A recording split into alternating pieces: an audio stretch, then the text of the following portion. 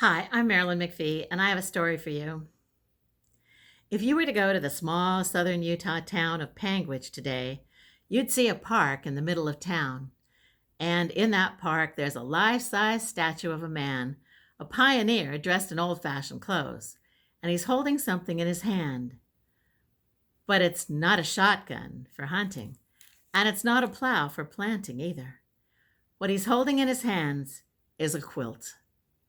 But why? Well, there's a story about that. It was in 1863 when a small group of pioneers came to that area to establish a settlement. They planted, but the growing season was short and most of the crops failed. The next year was not much better.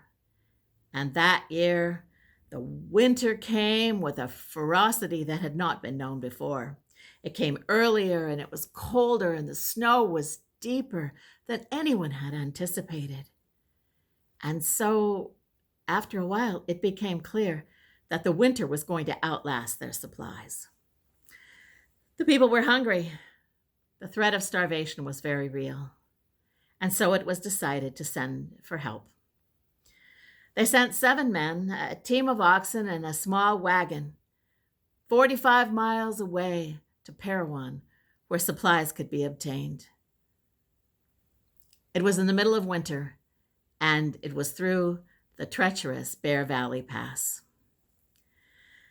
Well, it was a difficult journey from the start. With every step, the men sank to their knees or even deeper into the snow. And finally, when they reached the head of the pass, it became clear that they couldn't continue with the wagon and the oxen, so they left those behind. And they decided to continue on foot. They knew it was going to be very difficult, and they knew that they needed all the help that they could get.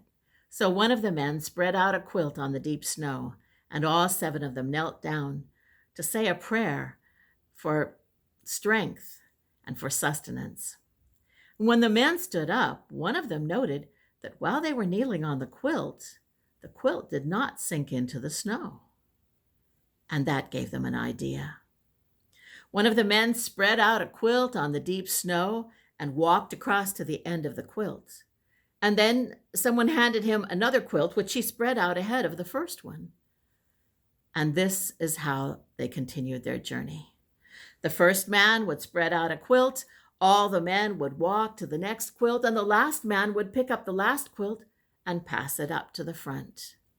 And in this way, they continued the 45 miles to Parowan. When they got there, they were able to buy flour and other food that they needed, and then they turned around for the return trip. It was even more difficult this time because they were carrying the heavy sacks of flour and food. But they spread out the quilts, walked on them, and made it back to Panguitch. Well, the trip had taken longer than anyone had anticipated, 14 days by some accounts, and the people there in the settlement had given up in despair.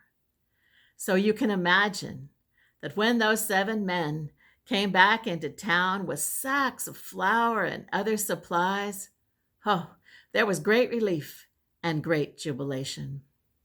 Years later, it was decided to honor this event by putting up the statue of a pioneer man holding something in his hands, not a shotgun, not a plow, but a quilt. And that story became known as the Panguitch Quilt Walk story, or the quilts that saved the town.